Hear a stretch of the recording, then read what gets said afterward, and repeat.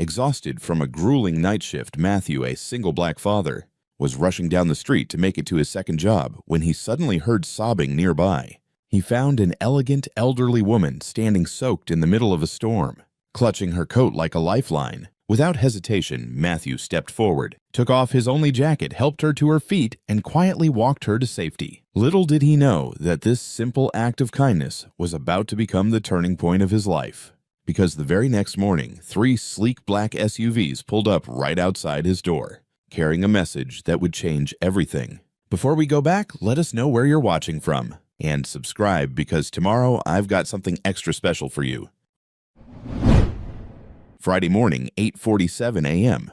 The kind of morning where the air feels heavy before anything even happens. Matthew Vance stood in front of his apartment building, one hand gripping the handlebars of his bike, the other checking his phone for the 3rd time. He was already running late for his second shift, the warehouse job that paid just enough to keep the lights on. His work uniform stained with yesterday's concrete dust hung loose on his frame. 35 years old, and he felt 50. He was about to push off when he heard it, the low rumble of engines, expensive engines. 3 black SUVs rolled down the narrow street like a funeral procession, their tinted windows reflecting the cracked sidewalk and peeling paint of the buildings. Matthew's neighborhood didn't see cars like this, ever, unless someone died or someone was about to get arrested. His stomach dropped. The vehicles stopped directly in front of his building, forming a perfect blockade. Doors opened in unison, 4 of them. Out stepped men in dark suits, earpieces, visible hands clasped in front of them like Secret Service agents. They moved with precision, scanning the area with cold, practiced eyes.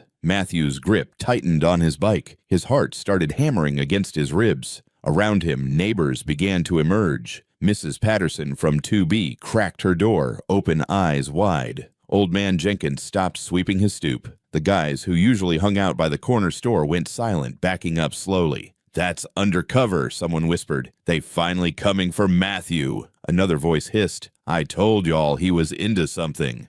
Lord have mercy, what about his poor mama? Matthew heard every word. He'd lived in this neighborhood his whole life, and he knew how fast rumors spread, how fast a man could go from hard-working to criminal in people's minds, how a black man standing still could look guilty to the wrong eyes. One of the security men, the tallest one with a jawline that could cut glass, stepped forward. His shoes were polished to a mirror shine. Everything about him screamed authority, money, power, things Matthew had never had. The man's eyes locked on to Matthew. "Are you Matthew Vance?" Matthew's throat went dry. His mind raced through possibilities. Parking tickets. He didn't own a car. Old debts. He was behind on everything, but they didn't send private security for that. His pulse thudded in his ears, drowning out the street noise. He wanted to run. Every instinct screamed at him to drop the bike and bolt, but he had nowhere to go. And even if he did, his mother was inside, sick,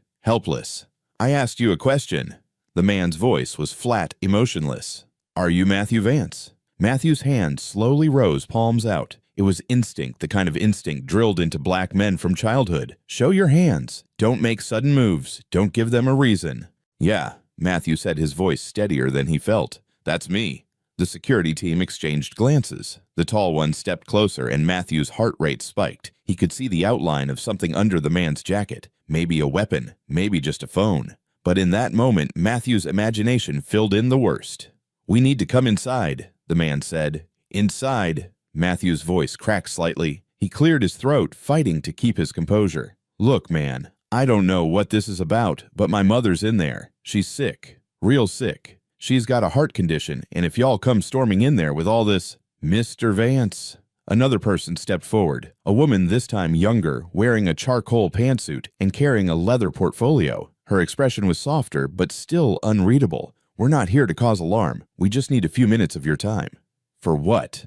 Matthew's jaw clenched. His shoulders squared up, even though he knew it was pointless. These people could do whatever they wanted, but he wasn't going to just roll over. Not when his mother was 10 feet away, probably already scared by the commotion outside. From inside the apartment he heard it, the sound he dreaded most, a wet, rattling cough, deep and painful. His mother. "Please," Matthew said, and he hated how the word came out almost like begging. But he didn't care anymore.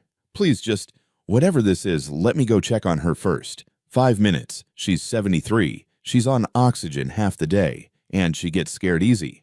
The woman with the portfolio glanced at the tall security man. Some silent communication passed between them. Finally, she nodded. "You have 5 minutes," she said. "But we're coming in with you." "Like hell you are."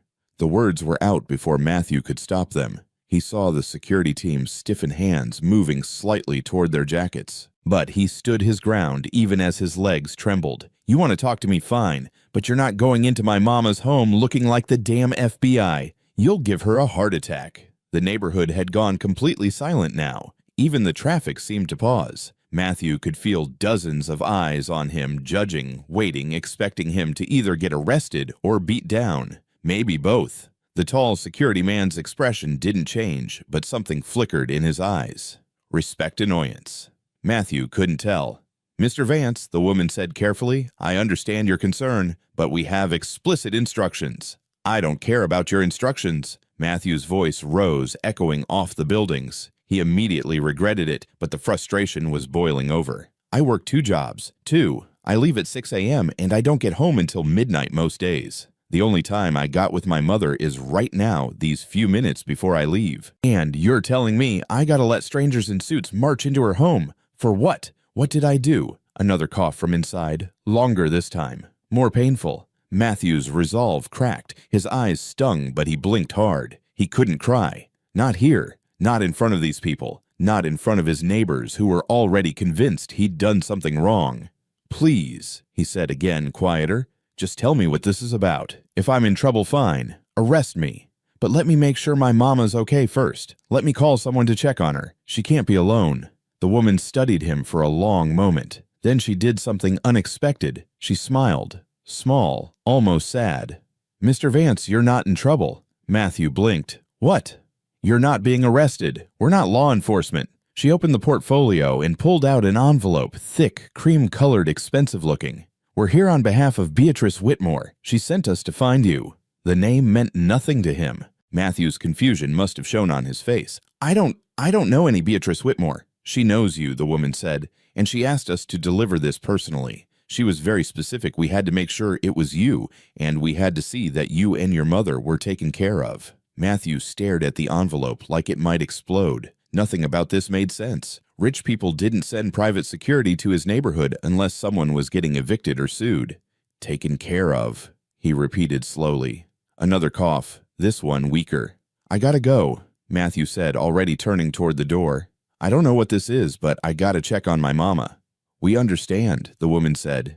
"May we wait inside, just in the hallway?" Mrs. Whitmore was very clear that we shouldn't leave until we've explained everything. Matthew hesitated his hand on the door handle. Every instinct told him to slam the door in their faces. But something in the woman's voice, something genuine, made him pause.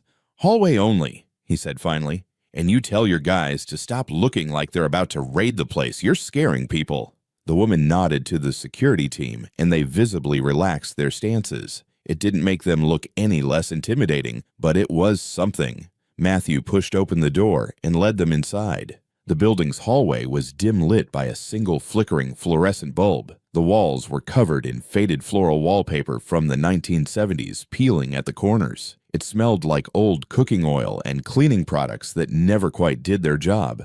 Matthew walked quickly to apartment 3C, his apartment, and unlocked the door with shaking hands. "Mama!" he called out, stepping inside. "Mama, it's me. Everything's okay."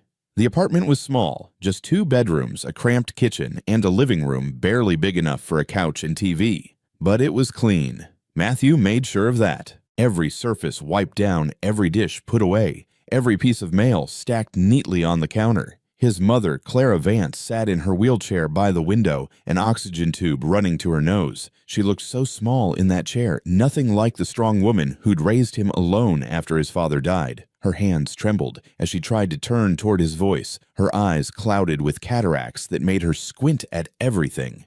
"Baby." Her voice was hoarse from coughing. "What's all that noise outside? Sounded like the police." "It's nothing, Mama." Matthew knelt beside her, taking her cold hands in his. "Just some people here to talk to me about something. Don't worry about it." "You in trouble?" Fear crept into her voice, and it broke his heart. "No, Mama. I promise. I didn't do nothing wrong." He squeezed her hands gently. "How you feeling?" You take your medicine. Took it an hour ago. She coughed again, her whole body shaking with the effort. Don't feel like it's working much today. Matthew grabbed the small towel from the armrest and held it to her mouth until the coughing subsided. When he pulled it away, he pretended not to see the flecks of red. You need to go back to bed, he said softly. Get some rest. You're supposed to be at work, Clara said, her cloudy eyes trying to focus on his face. It's Friday. You got the warehouse shift. I'll be late, it's fine. Can't be late, baby. They'll dock your pay again. Mama. And you still need $400 for my surgery. Her voice cracked. Dr. Morrison said if we don't get it by Monday, they gotta push it back another 3 months. I can't see nothing no more, Matthew. I just want to see your face clear one more time before I— Don't. Matthew's voice was firm. Don't talk like that. We're gonna get the money. I picked up an extra overnight shift next week, and I'm asking for an advance on my paycheck. We'll figure it out. He was lying. He'd already asked for an advance twice this year. They'd said no the last time, and the overnight shift paid minimum wage nowhere near enough to cover what they needed. But he couldn't tell her that. Clara reached up with a trembling hand and touched his cheek. You're such a good boy. Your daddy would be so proud. Matthew closed his eyes, fighting back the pressure building behind them. I gotta talk to these people real quick. Okay, then I'll make you some tea before I go. What people want with you? I don't know yet, he admitted, but I'll find out. He stood up, kissed her forehead, and walked back to the door where the woman and one security guard waited in the hallway. The others had stayed outside. Okay, Matthew said, crossing his arms. His work uniform was still dirty, his hands still rough from years of manual labor. He probably looked exactly like what he was, a broke man living paycheck to paycheck. Talk. The woman handed him the envelope. Matthew took it slowly, turning it over in his hands. His name was written on the front in elegant cursive. Inside, he could feel something thick. Maybe papers. Maybe he tore it open and stared. 16 hours earlier. Thursday, 4:32 p.m. Matthew sat at the small kitchen table, the kind with a wobbly leg that he'd been meaning to fix for 6 months. Spread out in front of him were bills. So many bills. They covered every inch of the scratched surface, white envelopes, yellow envelopes, some with red final notice stamps that made his chest tight. His hands moved slowly, sorting them into piles. Urgent. Very urgent. We're screwed if we don't pay this. The we're screwed pile was getting bigger. He picked up his wallet, brown leather held together by duct tape at the seams, and pulled out the cash from his last paycheck. $43. He'd already paid rent, bought groceries, refilled his mother's prescriptions. This was what remained of 2 weeks of work. $43. The surgery cost $400. Matthew's jaw clenched as he counted the bills again, like maybe he'd missed a 20 hiding in there somewhere. One by one, he smoothed each bill flat on the table, lining them up perfectly. It was something his father used to do. Treat your money with respect, he'd said, even when there ain't much of it. Especially when there ain't much of it. Baby, you don't have to do that every night. Matthew looked up. His mother was in her wheelchair by the doorway, oxygen tank humming beside her. She must have wheeled herself out while he was lost in thought. Mama, you should be resting, he said, standing quickly and moving toward her. I rest all day. Clara waved him off with a weak hand. Only thing I got to do is rest. Gets boring. Matthew knew she was lying. She was in pain. He could see it in the way her shoulders hunched forward in the tightness around her mouth. But Clara Vance had never been one to complain. Not when his father died and left them with nothing. Not when she worked 3 jobs to keep food on the table. Not now when her own body was betraying her. Come on, Matthew said gently. Let me get you back to bed. I can wheel myself. Mama. She sighed but didn't argue further. Matthew pushed her wheelchair back to the bedroom, the wheels squeaking on the worn linoleum. The apartment was small enough that you could see from one end to the other kitchen living room, 2 tiny bedrooms, 1 bathroom with a shower that only worked when it felt like it. But it was clean. Matthew made sure of that. Clara's bedroom was the bigger of the 2. Matthew had given it to her when she got sick, moving his own stuff into what used to be a storage closet. Her room had the good window, the one that caught morning light. On the dresser sat photos in mismatched frames, Matthew as a baby, his father in his army uniform, Clara on her wedding day, looking young and full of dreams. Matthew helped her transfer from the wheelchair to the bed, supporting her weight like she weighed nothing. She'd lost so much weight over the past year. He tried not to think about it.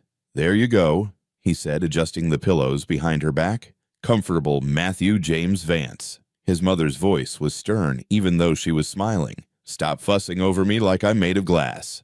You kind of are right now, Mama. Hush! She swatted at him playfully, but her hand barely made contact. Now tell me the truth. How short are we? Matthew's stomach twisted. We're fine. Boy, don't lie to your mama. Clara's cloudy eyes searched his face. She couldn't see clearly, but she could read him, like she always had. I heard you on the phone with the hospital yesterday. They pushing back my surgery again, ain't they? He wanted to lie. God, he wanted to tell her everything was handled, that she didn't need to worry, that he had it all under control. But he couldn't. We need 400 more, he admitted quietly, sitting on the edge of her bed. By Monday. Clara's face fell. $400. I know. I'm working on it. I picked up extra hours at the warehouse, and I'm going to see if Garcia needs help with that construction job on 5th Street, and I got that security shift Saturday night. You working yourself to death. Clara's voice cracked. Baby, you can't keep doing this. You barely sleep. You barely eat. When's the last time you did something for yourself? I'm fine. You're not fine. Look at you. She reached out, and Matthew took her hand. Her skin was paper-thin, spotted with age and IV marks from hospital visits. You're 35 years old, and you look 50. You got no life, no friends, no. I got everything I need right here, Matthew interrupted firmly. You and Zoe. At the mention of his daughter, Clara's expression softened. How is my grandbaby?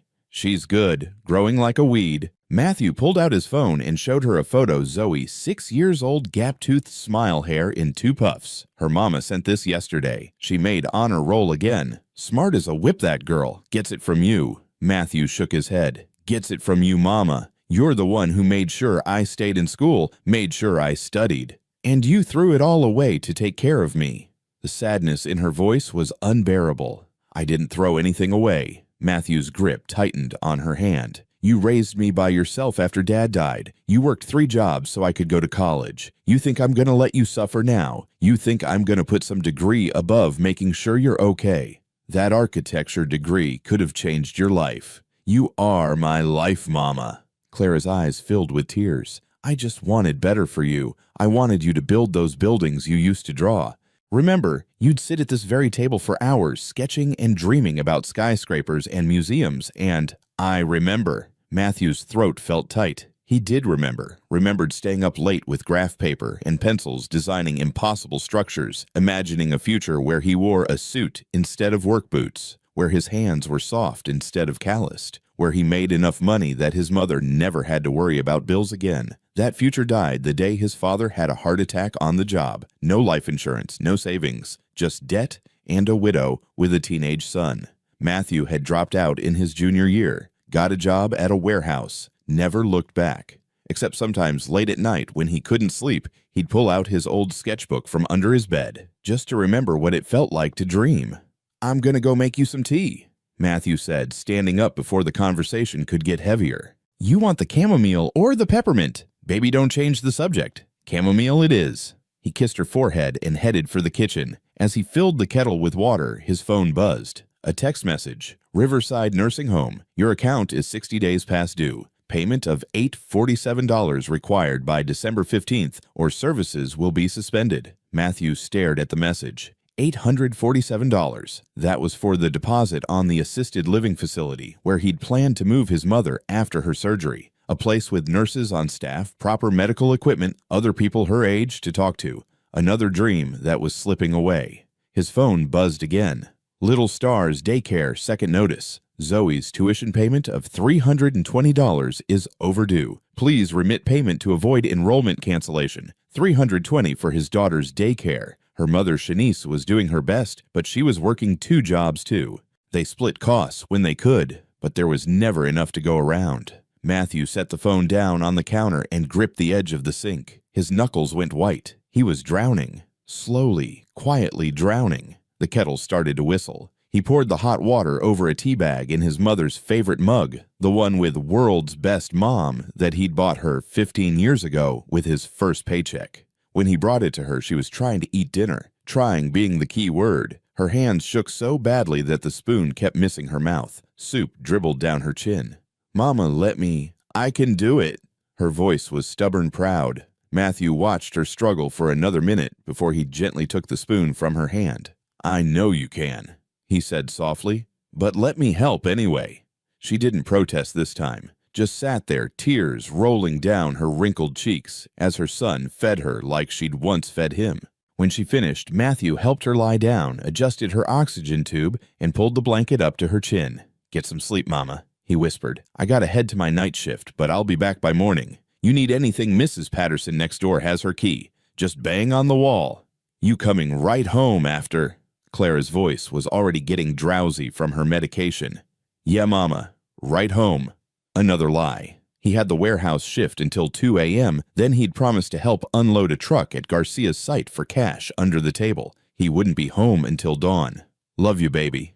"Love you too." Matthew stood in the doorway until he heard her breathing even out into sleep. Then he grabbed his work bag and headed for the door. Before leaving, he stopped at his own bedroom, really just a closet with a twin mattress on the floor. He kept meaning to get a proper bed frame, but there was always something more important to spend money on. His clothes hung on a tension rod across one corner, 3 work uniforms, 2 pairs of jeans, a button-up shirt for church that he hadn't worn in months because he was always working Sundays. But at the back, hidden behind everything else, was a cardboard box. Matthew pulled it out and opened the lid. Inside were his old architecture textbooks, his sketchbooks, his drafting tools. He ran his fingers over the cover of the top sketchbook, feeling the worn edges. He flipped it open. Page after page of buildings he'd designed. Modern museums with curved glass walls, apartment complexes with rooftop gardens, community centers with atriums full of light. On one page, he'd written, "Michael Vance Architecture, Making Dreams Real." Michael was his father's name. Matthew had planned to name his firm after him. He closed the sketchbook and put it back in the box, shoving the whole thing back into the corner. Those dreams belonged to a different person, a person who had the luxury of dreaming. Matthew Vance didn't have that luxury anymore. He had bills to pay. Thursday, 6:47 p.m. The warehouse shift had been brutal. 8 hours of lifting, hauling, stacking. Matthew's shoulders ached. His back screamed with every movement, and his hands were covered in small cuts from the rough edges of cardboard boxes. The supervisor had pushed them hard, a big shipment that needed processing, before tomorrow's truck arrived. When Matthew finally clocked out, the sky had turned an angry gray. He stepped outside and felt the first drops of rain hit his face. Within seconds, it became a downpour.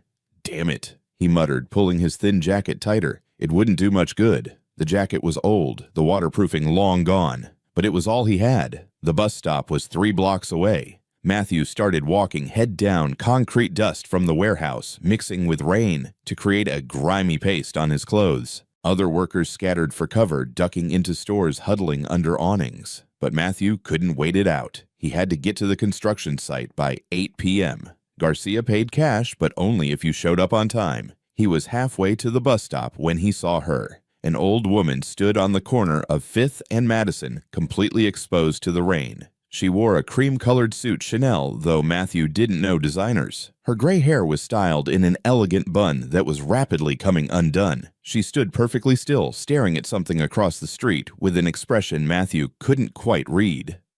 Anger, grief. Both a luxury sedan was parked at the curb nearby, hazard lights blinking. A driver in uniform stood beside it, holding an umbrella and trying to approach the woman.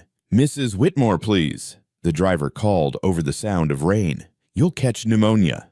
The woman misses. Whitmore apparently waved him away sharply without looking at him. "Leave me alone, David." "Ma'am, I really must insist." "I said leave me alone." Her voice cracked like a whip. The driver stopped, clearly torn between obeying and protecting his employer. Matthew should have kept walking. He was already late, already soaking wet, already exhausted. But he couldn't. Something about the way she stood there, proud, stubborn, alone, reminded him of his mother. Of the way Clara refused help, even when she desperately needed it. Of the dignity people clung to when it was all they had left. Matthew changed direction, walking toward the woman. She was shivering now, her expensive suit plastered to her thin frame. Her makeup was running mascara, creating dark tracks down her pale cheeks. Up close, he could see she was probably in her early 70s, with the kind of refined features that came from a lifetime of good nutrition and excellent healthcare. Everything about her screamed money, old money, which made her presence on this corner in this neighborhood in this weather completely bizarre. "Ma'am." Matthew's voice was gentle. "You okay?" She didn't turn. "I'm fine." "You're standing in the rain." Observant, Matthew almost smiled despite himself. "Your driver's worried about you." "David worries too much."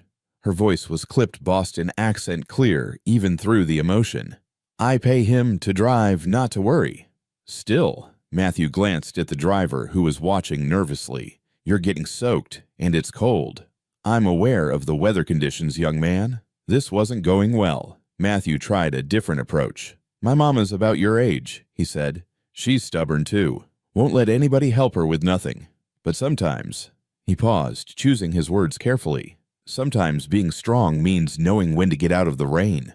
Finally, she turned to look at him. Her eyes were red-rimmed, either from crying or cold, or both. But they were sharp, intelligent, taking in every detail of his appearance. The dirty work uniform, the concrete dust, the cheap soaking jacket. "Your mother sounds wise," she said quietly. "She is. And she'd kill me if she knew I walked past somebody standing in a storm without offering help." A ghost of a smile flickered across the woman's face. Would she now? "Yes, ma'am." They stood there for a moment, rain hammering down around them. Matthew's phone buzzed in his pocket, probably Garcia asking where he was. He ignored it. The woman's shivering got worse. Her lips were starting to turn blue. Matthew made a decision. He shrugged off his jacket. It was already soaked, already dirty, already smelled like sweat and warehouse dust. But it was thick, quilted on the inside, designed to keep out cold. "Here," he said, holding it out. She stared at the jacket like he'd offered her a dead rat. "I can't accept that." "You're freezing." "It's filthy." "Yeah, I know. I'm sorry. It's been a long day. But it's warm and it's better than nothing. I have a car right there with heat."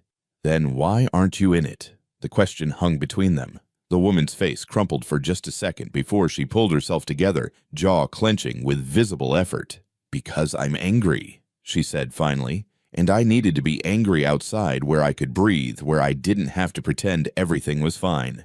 Matthew understood that. He understood it so completely it made his chest ache. "That's fair," he said.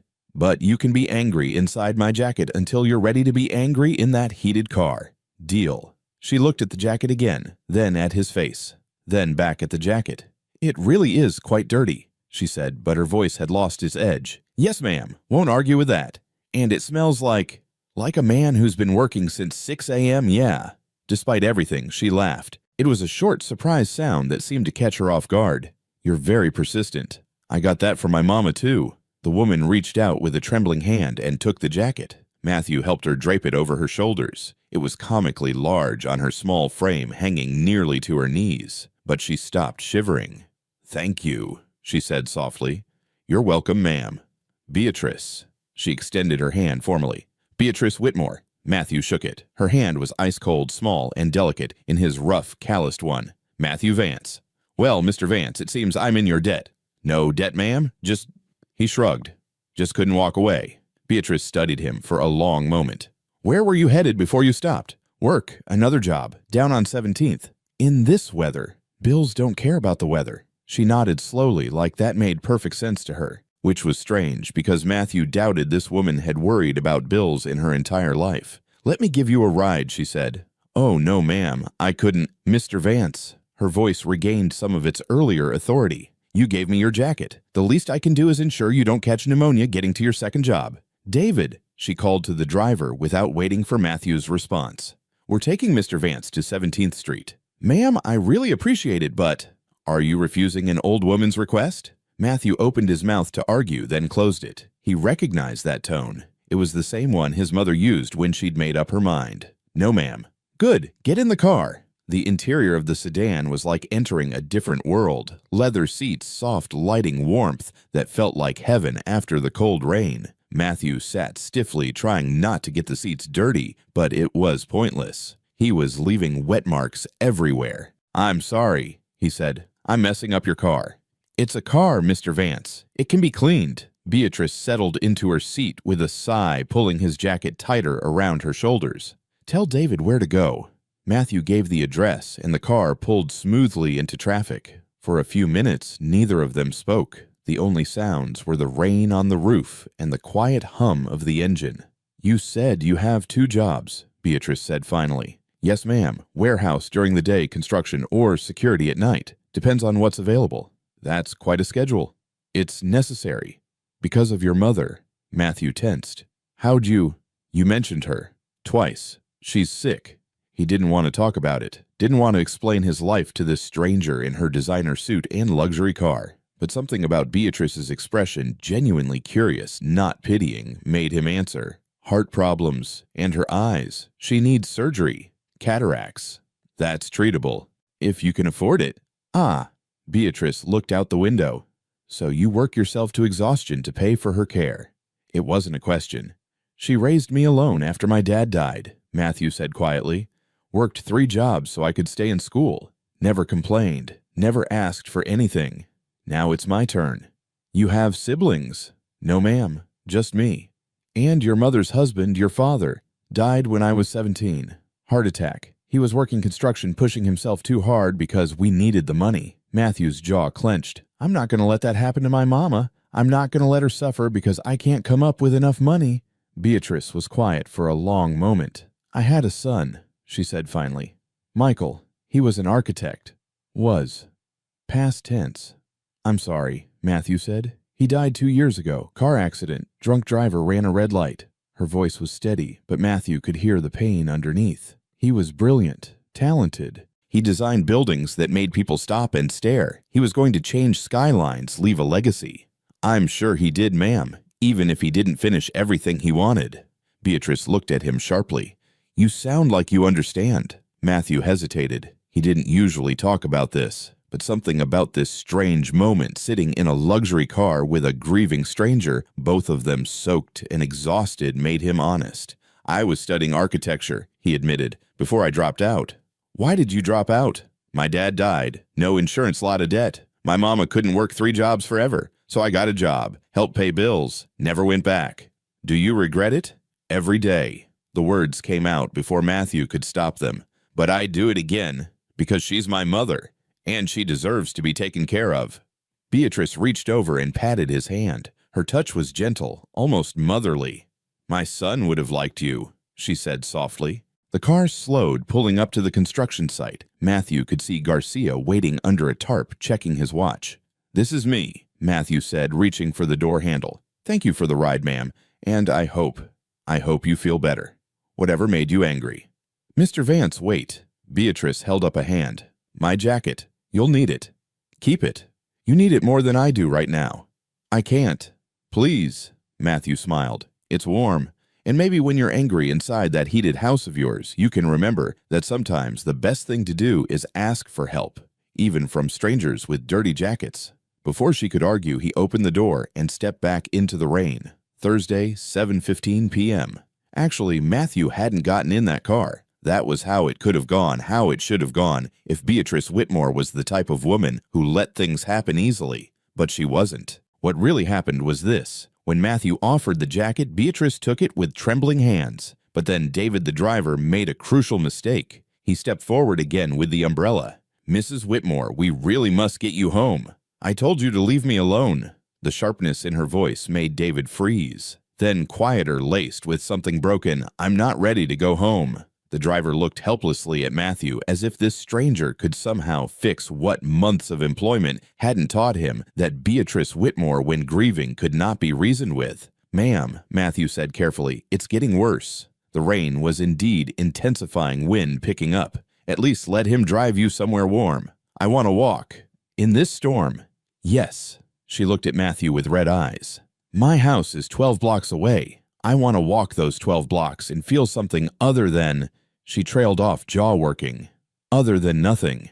Matthew understood nothing. Nothing was worse than pain sometimes. Nothing meant you'd cried so much you'd run dry. Nothing meant you were exhausted from pretending. Then I'll walk with you, he heard himself say. Garcia was going to be furious. Matthew was now officially 20 minutes late. That probably meant no cash tonight, which meant no money for his mother's medication refill tomorrow. But looking at this woman, this stranger who reminded him so much of his own mother's stubborn pride, he couldn't leave her alone. You have work, Beatrice said. I got time. You said you couldn't be late. I lied. Matthew managed a small smile. Well, not lied. But sometimes people are more important than schedules. Beatrice studied him for a long moment. Then she nodded. David, she said to her driver, go home. I'll call when I need you. Ma'am, I can't possibly. That's an order. The driver looked agonized, but didn't argue further. He got in the sedan and drove away slowly, clearly reluctant. Then it was just Matthew and Beatrice on a street corner in the rain. 12 blocks is a long walk in heels, Matthew observed, looking at her expensive shoes. I'm aware. Just saying if you need to. I'll manage. But on the very next step, her heel caught a crack in the sidewalk, and she stumbled. Matthew's hand shot out, steadying her by the elbow. Ma'am, he said gently, there's no shame in accepting help. Here. He extended his arm formally like a gentleman from an old movie. Hold on. After a moment's hesitation, Beatrice slipped her small hand through the crook of his elbow. They walked. For the first block, neither spoke. Rain pelted them from every direction. Matthew's uniform was soaked through water, squelching in his work boots with every step. Beatrice still had his jacket, but her hair was plastered to her head, mascara running freely now. She didn't seem to care. Why are you really doing this? She asked as they turned onto 6th Avenue. You don't know me. You're missing work. You're getting drenched. Matthew thought about it. You ever feel like the universe put someone in your path for a reason? I don't believe in the universe having plans. Then maybe it's just luck. Bad luck that you're in a storm. Good luck that someone walked by who couldn't leave you there. Because I remind you of your mother. Yes, ma'am. Stop calling me ma'am. It makes me feel ancient. What should I call you? Beatrice. Okay, Beatrice. He liked the way it sounded. Formal, but friendly. You want to tell me why you're really out here? You mentioned being angry. She was quiet for so long, Matthew thought she wouldn't answer. They passed a bodega where the owner was pulling down metal shutters, trying to protect his windows from the storm. A couple ran past laughing and soaked like the rain was an adventure instead of a misery. Finally, Beatrice spoke. Today is my son's birthday. Would have been his 43rd. Matthew's chest tightened. I'm sorry. David took me to the cemetery. I put flowers on his grave, white roses, his favorite. I stood there for an hour trying to feel something, anything. But there was nothing. Her voice cracked slightly. 2 years, and I still can't accept that he's gone, that I'll never hear his voice again, never get another phone call with him excitedly explaining his latest design. Never. She stopped walking, pressing a hand to her mouth. Matthew stopped too, not pushing, just waiting. When she continued, her voice was steadier but hollow. I came home to that massive empty house, all those rooms he'll never fill, all those holidays with one less person at the table, and I couldn't go inside. I stood outside my own home like a fool getting soaked, and all I could think was that I'd give every dollar I have to hear him laugh one more time. Must have been a good son, Matthew said quietly. The best. Beatrice looked up at him. Do you have children, Matthew? A daughter, Zoe. She's 6. Then you understand. You'd do anything for her. Yes, ma'am, Beatrice, anything. They started walking again. The next few blocks passed in silence, but it was a different kind of silence now. Companionable. 2 people who understood loss in different ways. Tell me about your mother, Beatrice said. What's her name? Clara Vance. And she needs surgery for cataracts. Yeah, without it she'll go completely blind in the next year. She's already mostly there. Can't see faces clearly anymore. Can't read. Can't watch her TV shows she loves. Matthew's throat tightened. She keeps apologizing, like it's her fault she's sick, like she's a burden. But she's not. Hell no. Sorry, I mean no ma'am. Beatrice. He shook his head. She gave me everything, every opportunity, every chance. When Dad died, she could have given up, could have let me drop out of school to work full-time, but she worked triple shifts instead. She came home so tired she could barely stand, but she'd still sit with me while I did homework, still made sure I had clean clothes and hot meals, and... His voice broke. He cleared his throat hard. She's the strongest person I know, he finished. And now she can't even feed herself without shaking so bad the spoon falls, and I can't fix it fast enough. Beatrice squeezed his arm gently. How much do you need for the surgery? $400 by Monday. After that, it's 3 months wait for the next available slot, and I don't think she has 3 months. Her heart's getting worse. The doctor says stress from not being able to see is making it deteriorate faster. And you're working 2 jobs to raise $400. Working 3 when I can get it. But rent's due, utilities, her medications, my daughter's daycare groceries, it all adds up faster than I can make it. What about the father of your child? Does he help? She, Zoe's mom, Shanice. We're not together, but she's a good mom. She helps when she can, but she's in the same boat as me. 2 jobs barely making it. They'd reached a nicer neighborhood now. The buildings were taller, better maintained. Trees lined the street instead of broken concrete. Even the rain looked prettier here, somehow catching light from elegant street lamps instead of harsh fluorescent bulbs. Beatrice's heels clicked differently on the cleaner sidewalk. "You said you studied architecture," she said. "For 2.5 years, University of Illinois. Had a scholarship and everything. Were you good at it?" Matthew felt his face warm. "My professors thought so. I got an internship offer from a firm in Chicago for after graduation, but then Dad died and..." He shrugged. "Doesn't matter now." "Of course it matters. You had dreams. Dreams don't pay bills." "No," Beatrice agreed, "but they make life worth living. My son used to say that architecture wasn't just about buildings. It was about creating spaces where people could dream." He sounds like he was really talented. He was. He designed a community center on the South Side that won awards. He was working on an arts complex when he died. Plans were finished, permits approved, funding secured. It's been sitting in limbo ever since because I can't bring myself to move forward without him. They turned onto a street where the houses weren't just houses, they were estates. Sprawling lawns, iron gates, circular driveways. Matthew had never been in this part of the city before. Couldn't afford to even window shop here. "Is that your project?" he asked. "The one that made you angry today?" "Part of it. The board wants to cancel it. They say it's not financially viable without Michael's vision to guide it." They're probably right. But the thought of abandoning his last dream. She took a shaky breath. "I stood in his office today looking at all his sketches and models, and I got so angry. At the board, at the drunk driver, at God, at Michael, for leaving me at myself, for not being strong enough to finish what he started. You are strong enough. How could you possibly know that you met me 20 minutes ago standing in the rain like a madwoman? Because you're still standing, because you walked 12 blocks in a storm rather than give up, because you're talking about your son even though it clearly hurts like hell." Matthew stopped walking and turned to face her. Strong people don't stop grieving, Beatrice. They just keep moving even while they're broken. Beatrice's face crumpled, tears mixed with rain on her cheeks. "He would have been 43 today," she whispered. "I baked a cake. I lit candles. I sang happy birthday to an empty chair. Does that sound strong to you?"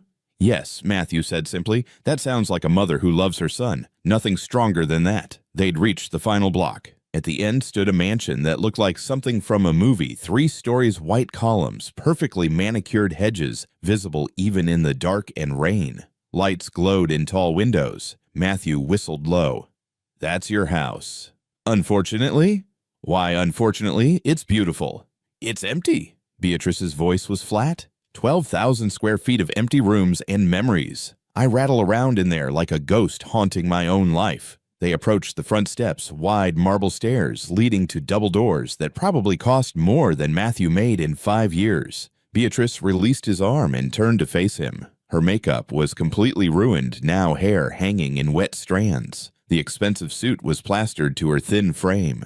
But her eyes, those sharp, intelligent eyes, were clearer than they'd been when he first saw her. "Thank you," she said, "for walking with me, for listening, for not treating me like I'm crazy." "You're not crazy. You're hurting." "That's different." Beatrice looked down at the jacket still around her shoulders, his dirty, wet work jacket. She started to take it off. "Keep it," Matthew said, "at least until you get inside and warm up." "I can't keep your jacket. You'll freeze." "I got another one at home." A lie. This was his only jacket, but he'd manage. "Matthew, please, let me do this one thing." She studied his face, and Matthew got the sense she was really seeing him now. Not just a stranger who'd helped her, but a person. Someone struggling, just like she was, just in different ways. "Can I at least?" Beatrice reached for her purse, a designer bag that had somehow survived the rain. She pulled out a wallet. Matthew stepped back immediately. "No, ma'am. Please let me give you something. For your time, for the jacket." "No." His voice was firm. "I didn't help you for money. I know that, but you said you need $400. And I'll get it. By working. By earning it." Matthew's jaw set stubbornly. "If I took your money right now, I'd feel like I sold you my kindness. And kindness ain't for sale." Beatrice's eyes widened slightly. "Even when you desperately need it. Especially then." Matthew thought of his mother, of the lessons she'd taught him about dignity and self-respect. My mama raised me better than that. I helped you because it was the right thing to do, because you needed help, and I was there. Taking money for it would make it transactional, and that's not what this was. Most people would take the money. Maybe. But I'm not most people. He smiled tiredly. I'm just a guy who couldn't walk past someone in pain. That's all. Beatrice looked like she might cry again. Instead, she did something unexpected. She hugged him. It was brief, awkward, this tiny, elderly white woman in designer clothes hugging a large black man in a filthy work uniform. They were both soaking wet, both exhausted. To anyone watching, it probably looked bizarre. But Matthew hugged her back gently, carefully, the way he'd hug his own mother. When she pulled away, Beatrice reached into her purse again. This time, she pulled out a business card. "At least take this," she said, pressing it into his hand, "in case you ever need anything. A reference for a job, a contact, anything."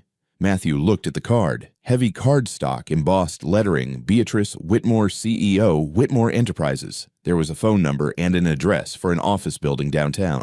"You're a CEO?" Matthew asked, surprised. "Unfortunately," but she smiled slightly. "My husband started the company. When he died, I took over. When Michael died, I became the sole board member, majority shareholder, and very tired old woman who doesn't know when to retire." "What does the company do?" "Real estate development mostly. Commercial buildings, mixed-use spaces, some residential. We're one of the larger firms in the state." She paused. "That arts complex I mentioned, that's a Whitmore project." Matthew handed the card back. "I can't take this." "Why not?" "Because I don't want you to think I helped you to network or get something from you later. I just wanted to make sure you got home safe." "Matthew Vance, you are possibly the most stubborn man I've ever met." "I learned from the best." He grinned. "My mama." Beatrice laughed, really laughed this time. It sounded rusty, like she hadn't done it in a while, but genuine. "Keep the card anyway," she said, closing his fingers around it. "Not as payment, as friendship." "Is that acceptable?" Matthew hesitated, then nodded. "Yeah, that's acceptable." "Good." Beatrice walked to her front door, then turned back. "Your mother is very lucky to have you." "I'm lucky to have her." "And Matthew, that dream of becoming an architect, don't give up on it completely. The world needs more people who design spaces where others can dream." Before he could respond, she slipped inside the massive door, closing softly behind her. Matthew stood there for a moment in the rain, holding a business card worth more than his entire net worth. Then he tucked it carefully into his wallet, not because he'd ever use it, but because tonight had been strange and sad and somehow beautiful, and he wanted to remember it. His phone buzzed. A text from Garcia. "You're fired. Don't bother showing up." Matthew sighed. There went tonight's money. He started the long walk home, already calculating how many extra hours he'd need to make up for the lost income. The rain had eased to a drizzle, and the streets were mostly empty. But somehow, despite everything, Matthew felt a little less alone. Friday, 8:52 a.m., back in the present moment. Matthew stood in his apartment hallway, staring at the contents of the envelope. A check, $10,000, made out to Clara Vance, and a handwritten note on expensive stationery for the eyes of a mother who raised a true gentleman, with deep gratitude and respect. B.W. Matthews' hand started shaking. His vision blurred. $10,000, not 400, not barely enough. 10,000. His mother could get her surgery. He could pay off the nursing home deposit, catch up on Zoe's daycare, fix the car that had been sitting broken in the lot for 3 months, buy groceries without calculating every dollar, sleep without waking up panicked about which bill to pay first. $10,000. "Mr. Vance." The woman in the pantsuit she'd said her name was Sarah Chen, executive assistant to Mrs. Whitmore, was watching him carefully. "Are you all right?" Matthew couldn't speak. His throat had closed up completely. He just stood there holding the check, trying not to break down in front of these strangers.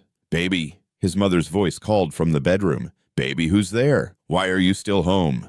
Matthew quickly wiped his eyes and walked back into the apartment. His mother was trying to wheel herself toward the door, her hands weak on the chair's wheels. "Mama, no, don't!" He rushed over, pushing her chair back toward the bedroom. "It's okay. Everything's okay." "Why are there so many people? I heard voices. Are you in trouble?" "No, Mama. I'm not in trouble." Matthew knelt beside her wheelchair, taking her frail hands in his. "Mama, do you remember I told you about helping an old lady yesterday, walking her home in the rain?" Clara's cloudy eyes tried to focus on his face. "The rich lady with the sad story." "Yeah, that one." Matthew's voice cracked. Mama, she just sent someone here to thank me. Thank you, baby. What do you mean? Matthew held up the check so she could see it, even though he knew her vision was too poor to read the numbers. She sent money, Mama, for your surgery, for your eyes. Clara went very still. How much money? $10,000. His mother gasped. Her hands flew to her mouth, trembling violently.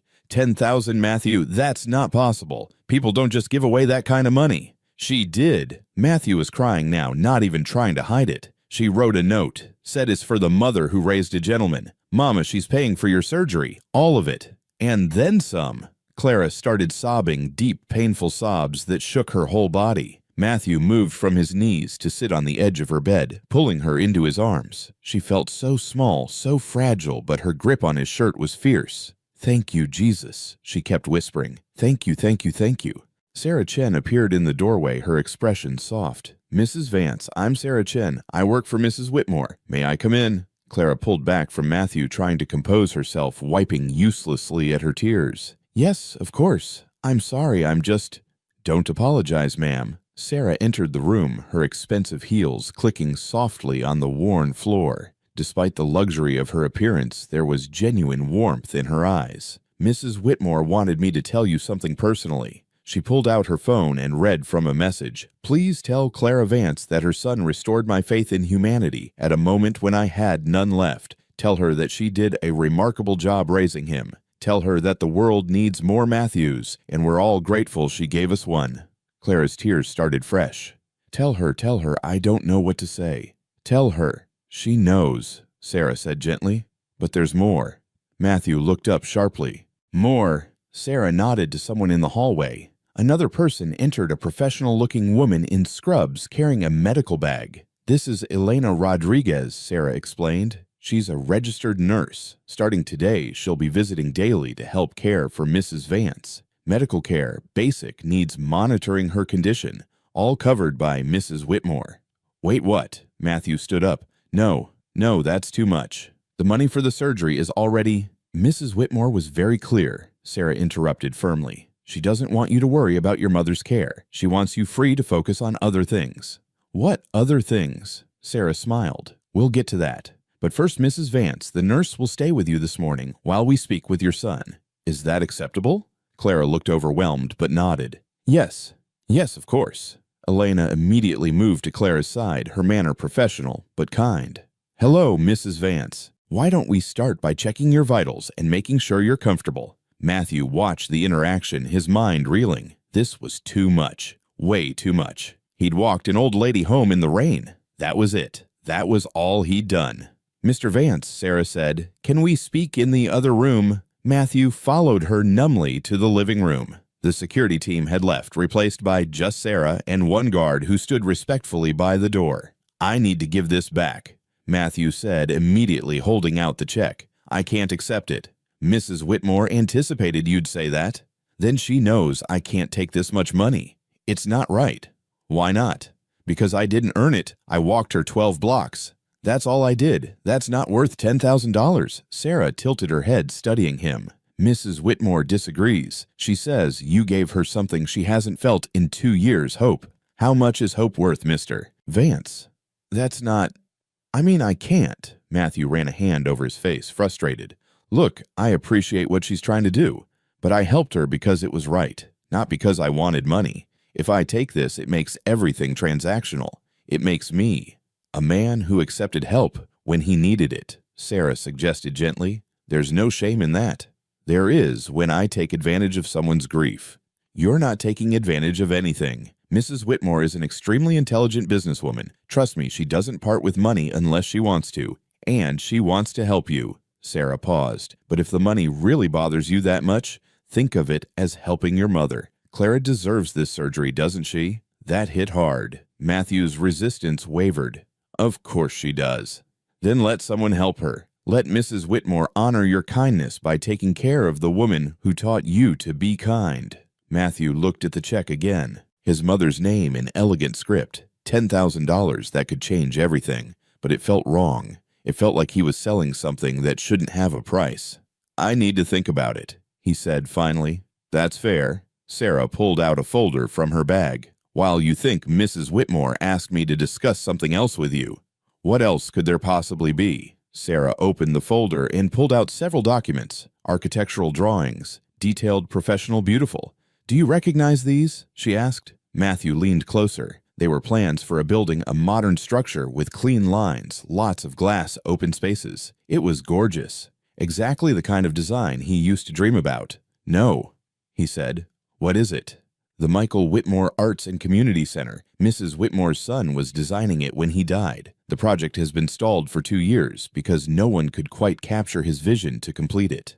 Matthew traced his fingers over the drawings, professional hunger stirring despite his confusion. "It's beautiful. Whoever finishes it is going to do something amazing. Mrs. Whitmore wants that person to be you."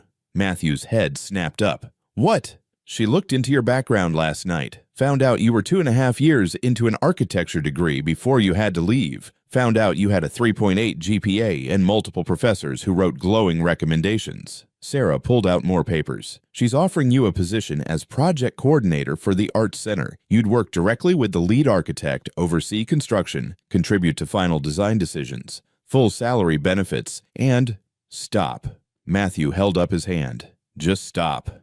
This is insane. Is it you have the education? I have 2.5 years of an incomplete degree from over a decade ago. I'm not qualified to coordinate a major construction project.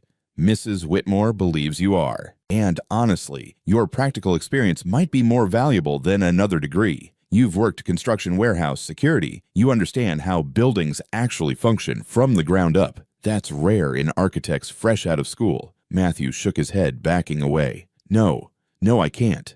She's trying to pay me back for helping her, and it's too much. Way too much. She's trying to give you an opportunity. There's a difference. An opportunity I didn't earn. You earned it by being a decent human being when most people would have walked past her." Sarah's voice was firm now.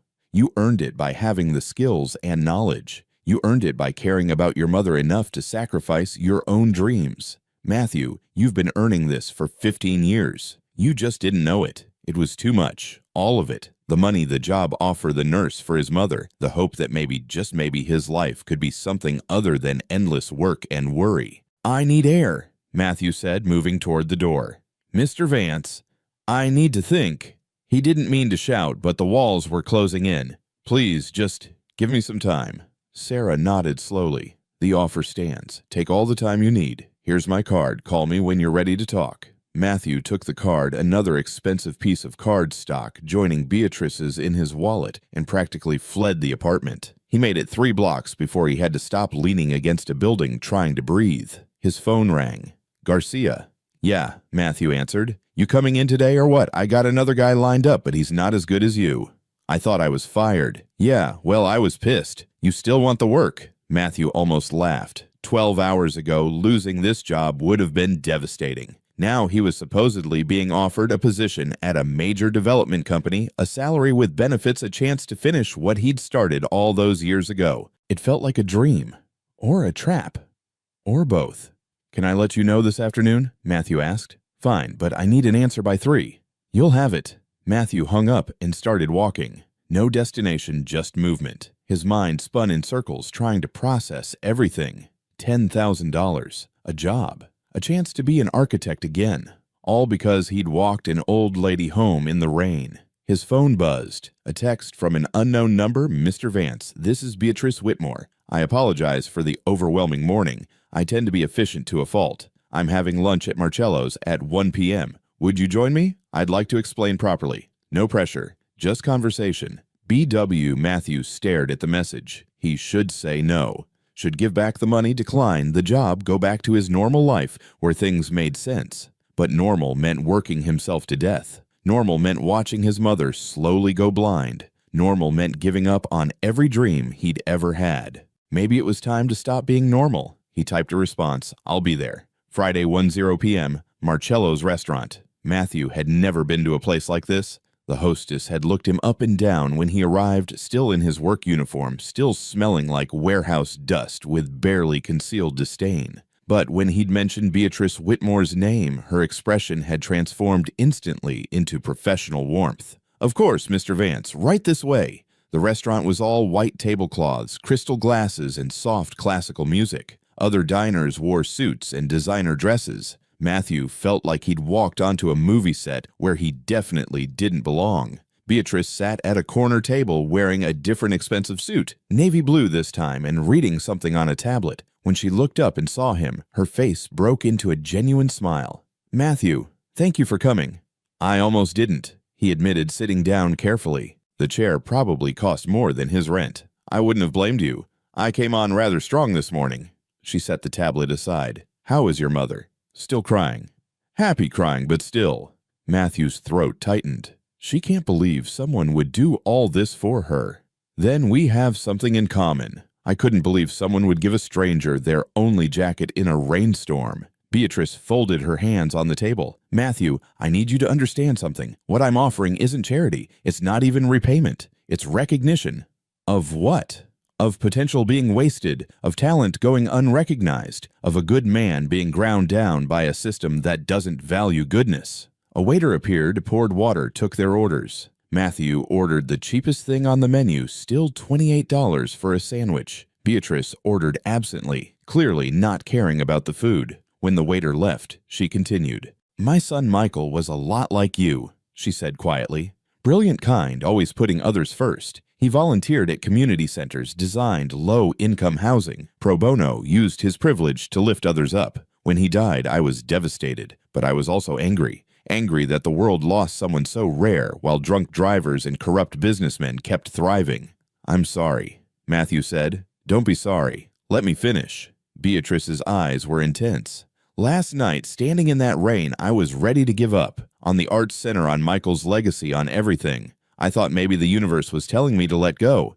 Then you appeared a stranger with no reason to help me, no expectation of reward, just simple human decency. And you reminded me that Michael's kind of goodness still exists in the world." "I'm not." "Let me finish," she repeated firmly. "When I got home, I looked you up. I have resources, Matthew. I found your college records, your employment history interviews with your former professors. Did you know Professor Chen from University of Illinois still has your final project on display in his office?" Matthew blinked. "He does. He called you one of the most naturally talented students he'd ever taught. Said you had an intuitive understanding of space and form that can't be taught." Beatrice leaned forward. "You had a future, Matthew, a real future, and you gave it up to take care of your mother. That's not weakness, that's strength. But it's also a tragedy." "It's not a tragedy, it's life. It doesn't have to be." Their food arrived, but neither of them touched it. The Arts Center needs someone who understands what Michael was trying to create, spaces that serve communities, that uplift people, that make beauty accessible to everyone, not just the wealthy. I've interviewed a dozen architects. They're all technically qualified, but they don't understand the heart of it. And you think I do. I know you do, because you're living it. You understand what it means to struggle, to sacrifice, to keep fighting even when the odds are impossible. Beatrice pulled out her tablet and showed him more drawings. "Look at these. These are Michael's preliminary sketches for the community wing. What do you see?" Matthew studied them. Open floor plans, natural light, flexible spaces that could serve multiple purposes. He was thinking about families, about kids who need safe places to play, about adults who need spaces for classes or meetings. It's not just beautiful, it's functional.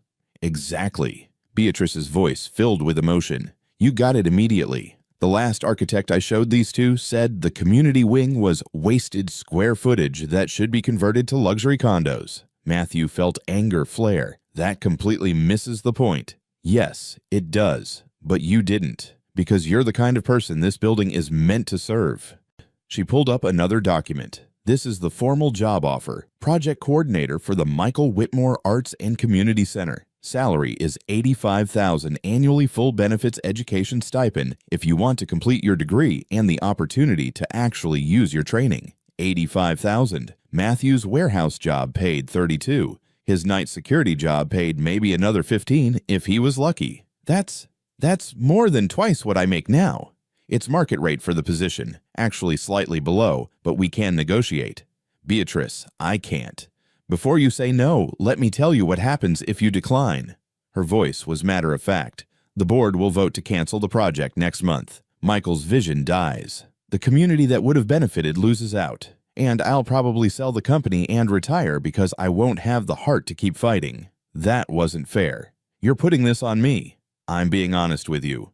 This project needs someone who cares, someone who'll fight for Michael's vision. I'm too old and too tired. But you, she gestured at him.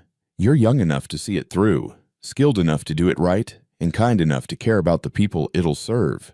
Matthew rubbed his face. What if I fail? What if I'm not good enough? It's been over 10 years since I was in school. Then you'll learn. We'll get you mentors, additional training, whatever you need. But I don't think you'll fail, Matthew. I think you'll exceed every expectation. The certainty in her voice was terrifying and thrilling in equal measure. Can I think about it? He asked. Not long, just a day or two. This is my whole life changing. Of course. Take all the time you need. Beatrice finally picked up her fork. But the check for your mother's surgery, that's not contingent on anything. Whether you take the job or not, whether we ever speak again or not, that money is hers. Please don't feel obligated. That makes it harder, not easier. Good. Because charity should make you uncomfortable. It means you have dignity. I'm not trying to strip you of that. I'm trying to honor it. They ate in silence for a few minutes. The food was incredible, probably the best sandwich Matthew had ever had, but he barely tasted it. My mama always told me, he said finally, that when someone shows you kindness, the best way to pay them back is to pass it on, to be kind to the next person, to keep the cycle going. Wise woman. Yeah, Matthew set down his fork. If I take this job, and I'm not saying I am, but if I do, I want something in writing. What's that? That the community wing stays exactly as Michael designed it, that it's free or affordable for local families, that this project actually helps people, not just your company's bottom line. Beatrice's smile was the warmest he'd seen from her. Done. I'll have it added to your contract. You don't even know if I'm saying yes yet. Don't I? Matthew met her eyes. This woman, this grieving, lonely, incredibly wealthy woman, was offering him a chance at a different life, a chance to be more than a body that lifted and carried and broke itself down for minimum wage. A chance to dream again. I need to talk to my mother first, he said. Of course. And I need to really know that you're not doing this out of guilt or grief or some misplaced sense of obligation. I'm doing it because I'm a pragmatist, Beatrice said simply. And pragmatically speaking, you're the best person for this job. Everything else, the gratitude, the sentiment, that's just the bonus that helped me see what was already true. Matthew nodded slowly. Okay, I'll think about it. Seriously think about it. That's all I ask. Beatrice raised her water glass. To new possibilities. Matthew clinked his glass against hers, the crystal ringing softly. To new possibilities. 2 years later, Friday, 11:00 a.m. The Michael Whitmore Arts and Community Center stood on the corner of 5th and Madison, glass and steel, gleaming in autumn sunlight. Matthew stood across the street, staring at it like he had every morning for the past 6 months since construction finished. He still couldn't believe it was real. Stop gawking and get inside. Beatrice's voice came from beside him. Your speech starts in an hour. I know. But Matthew didn't move. I built that. We built that. Beatrice corrected gently. You mean the construction team, the community members who gave input. But yes, you were the vision behind getting it done. The building was beautiful. 3 stories of flowing space and natural light, exactly as Michael had dreamed. The ground floor held the community wing-free classrooms, a library, a cafe run by local vendors. The second floor housed art studios and performance spaces. The third floor was administrative offices. But it was the details that made Matthew proudest. The wheelchair ramps that didn't look like afterthoughts. The sensory-friendly quiet room for kids with autism. The rooftop garden maintained by neighborhood volunteers. The sliding fee scale that meant everyone could access programs regardless of income. This wasn't just a building. It was a promise kept. Matthew, someone called from across the street. Elena Rodriguez, the nurse who'd been taking care of his mother, waved enthusiastically. We're here. Matthew's face split into a huge grin. His mother, Clara Vance, walked carefully beside Elena. Walked, not wheeled. Her surgery 2 years ago had been successful, her vision restored. Physical therapy had strengthened her enough that she only needed the wheelchair on bad days. But what made Matthew's throat tight was that she could see his face clearly, see the building he'd helped create, see everything she'd thought she'd lost. Baby. Clara called, crossing the street with Elena's supportive arm. We're not late, are we? You're early, Mama. Matthew swept her into a careful hug. At 75, she was still fragile, but so much stronger than 2 years ago. How you feeling? Proud. Her eyes clear now, bright and sharp, scanned his face. So proud I could burst. Look at you in that suit. Matthew glanced down at himself. The Navy suit had been Beatrice's gift when he'd officially completed his architecture degree 6 months ago. Night classes, online courses, mentorship from the firm's senior architects. It had taken 2 years of grinding, but he'd finished what he'd started. You look handsome. Clara continued, reaching up to adjust his tie. Your father would be so proud. I hope so. A small voice piped up. Daddy, can I see inside? Zoe, now 8 years old, taller and missing different teeth, bounced excitedly. Her mother, Shanice, stood beside her, smiling. In a bit, baby girl, Matthew said, kneeling to Zoe's level. But yeah, Daddy will show you everything. There's a whole art room just for kids. With paint. So much paint. Cool. Shanice laughed. Come on, Zoe. Let's let your dad get ready. She caught Matthew's eye. Congratulations, really. This is amazing. Thanks. He and Shanice had managed to build a good co-parenting relationship over the past 2 years. Her financial situation had improved too. Matthew had helped her get a better job through Whitmore Enterprises' hiring program, passing it on like his mother taught him. Inside the building, the main atrium was filled with people. City council members, local residents, reporters, donors. A stage had been set up with a podium and a huge photo of Michael Whitmore smiling in a hard hat at a construction site. Matthew felt the familiar pang. He'd never met Michael, but he felt like he knew him. Every design choice, every detail of this building was a conversation with a man who died too young. You Ready Sarah Chen appeared, now promoted to VP of Community Development. She'd been instrumental in every phase of the project. As ready as I'll ever be. Don't be nervous. You've earned this.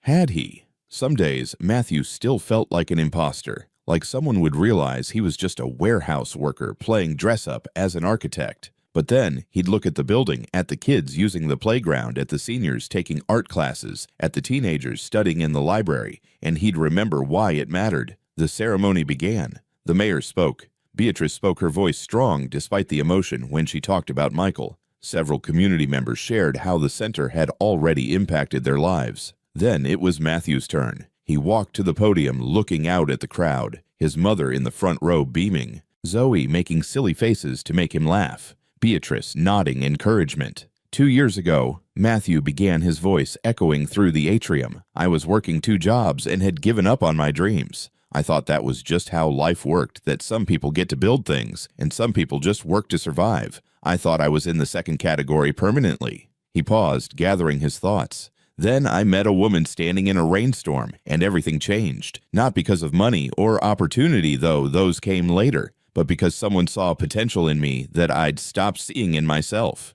Matthew looked at Beatrice.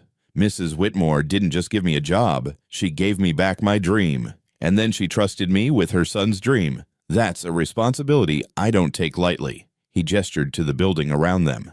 Michael Whitmore believed architecture wasn't just about buildings. It was about creating spaces where people could thrive, where a kid from a tough neighborhood could take a free art class and discover they're talented, where a senior citizen could learn to paint and find purpose, where families could gather without worrying about cost. His voice grew stronger. This building isn't mine. It's not even Mrs. Whitmore's. It belongs to this community. It's a promise that good things are possible, that people care, that we can build something beautiful together.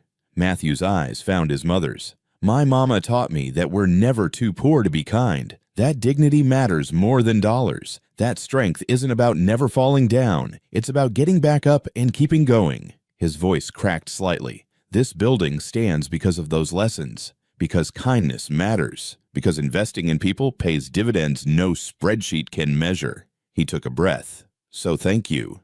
Thank you to Mrs. Whitmore for trusting me. Thank you to every person who worked on this project. Thank you to the community for welcoming us. And thank you to Michael Whitmore, who I never met, but whose vision guides every inch of this place. Matthew stepped back from the podium as applause filled the space. Real applause, not the polite kind. His mother was crying, Zoe was jumping up and down, and Beatrice Whitmore was smiling a sad, proud, peaceful smile. After the ceremony, people flooded forward to see the building. Matthew gave tour after tour, showing off the art studios, the performance space, the rooftop garden. Mr. Vance. A young woman approached hesitantly. She looked about 19. Nervous. I just wanted to say thank you. I'm a student at City College studying design, and I couldn't afford portfolio classes. But I saw this center offers them free, and I enrolled. It's already changed everything for me. Matthew felt his chest swell. What's your name? Angela. Angela Rodriguez. Well, Angela, keep working hard. And when you finish school, if you need a reference or an internship or anything, you come find me, okay? Her eyes widened. Really? Really? As she walked away, grinning, Beatrice appeared at his elbow. Still gawking, she teased. Always. Matthew looked at her. Thank you. For all of this. For believing in me when I didn't believe in myself. You did the work, Matthew. I just opened a door. You're the one who walked through it. They stood in comfortable silence, watching people explore the building. You know what the best part is, Matthew said. In 5 years, 10 years, kids who use this center won't know my name or your name. They'll just know this is a place that's always been here, always welcomed them. That's legacy. Michael would have liked you, Beatrice said softly. Very much. I wish I could have met him. In a way you did. Every day you work on this building, you're collaborating with him. Later, as the sun set and the center's lights came on, Matthew found himself back outside on the street where he'd first met Beatrice. It had been raining that night, too. He'd been exhausted, broke, hopeless. Now he stood in an expensive suit, watching the building he'd helped create glow against the evening sky. His phone buzzed. A text from his mother. So proud of you, baby. Come home for dinner when you're done. I made your favorite. Matthew smiled and typed back, On my way, Mama. As he started walking, he saw someone ahead, an elderly man struggling with grocery bags in the light rain that had started. Matthew didn't hesitate. Sir, need some help with those. The man looked up surprised. Oh, I couldn't. Please, it's on my way. Matthew took the bags, and they walked together, the man chatting about his grandchildren. It was only 3 blocks, but it mattered. Kindness always mattered. When he finally made it home to the new apartment he could afford now, the one with heat that worked and windows that didn't leak, his mother was waiting. The table was set, food was ready, and Zoe was there too, having come for dinner. Look what I drew at the new center today. Zoe shoved a painting at him, abstract splashes of color that might have been anything. It's beautiful, baby girl. It's our family. See, that's you, that's me, that's Mama, that's Grandma Clara. Matthew looked closer. She was right, the colors formed rough figures holding hands. I love it. Can I keep it? Duh, Daddy, I made it for you. As they sat down to dinner, Clara said grace, but at the end she added something extra, and thank you, Lord, for second chances, for kind strangers, for dreams that don't die, and for my son who never stopped being good even when being good was hard. Amen. Amen, Matthew echoed. Later, after Zoe had gone home with Shanice after his mother had gone to bed, Matthew sat in his living room and pulled out his old sketchbook, the one he'd kept hidden for so long. He flipped to a blank page and started drawing. Not a building this time. A memory. A woman standing in the rain. A man offering his jacket. 2 strangers becoming friends. A moment of kindness that changed everything. Under the sketch, he wrote, We build buildings, but kindness builds lives. And sometimes, if we're lucky, we get to do both.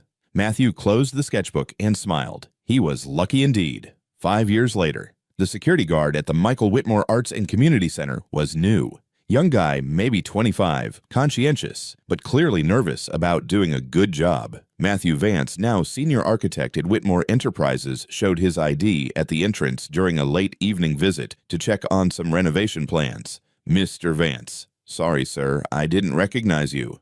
The guard straightened up. Don't worry about it. You're doing good. I like seeing someone actually check IDs instead of waving everyone through. Matthew smiled. What's your name? Marcus, sir. Marcus Johnson. First week. 3rd day, actually. How you liking it? Marcus hesitated, then seemed to decide honesty was okay. It's good work. Good people. Better than my last 3 jobs combined. What were you doing before? Warehouse, mostly. Some construction when I could get it. Whatever paid. Marcus shrugged. Got a kid on the way, so I needed something steadier.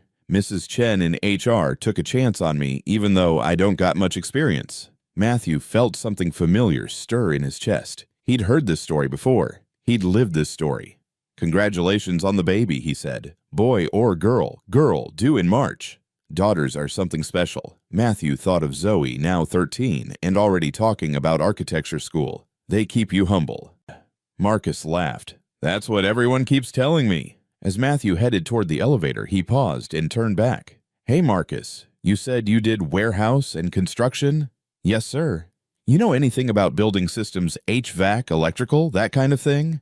Some. I mean, I'm not certified or nothing, but I picked up a lot working sites. Matthew made a mental note. Stop by my office tomorrow if you have time during your break. 3rd floor, corner office. I might have something that could use your expertise. Marcus's eyes widened. Really? Really? We're always looking for people who understand how buildings work from the inside. Your practical experience might be exactly what we need for our new community housing project. I thank you, sir. I'll definitely come by. Matthew rode the elevator up, smiling to himself. Beatrice had taught him that. Look for potential. Invest in people. Create opportunities. Pass it on. His office was exactly as he'd left it, organized chaos of blueprints, models, and sketches. But pride of place on the wall was a framed photo, him and Beatrice at the ribbon cutting for the center, both of them grinning despite the rain that had started just as the ceremony ended. Beatrice was 80 now, officially retired, but still meddling in company decisions whenever she felt like it. She'd moved into a smaller house, donated most of Michael's trust fund to scholarships, and somehow seemed happier than she'd been in years. Matthew's phone buzzed. A text from her. Did you find Marcus yet? He laughed and typed back. You already knew about him, Sarah told me. Good kid. Remind you of anyone? Very funny. Give him a real chance, Matthew. Not everyone gets one. I know. I won't forget. He never would.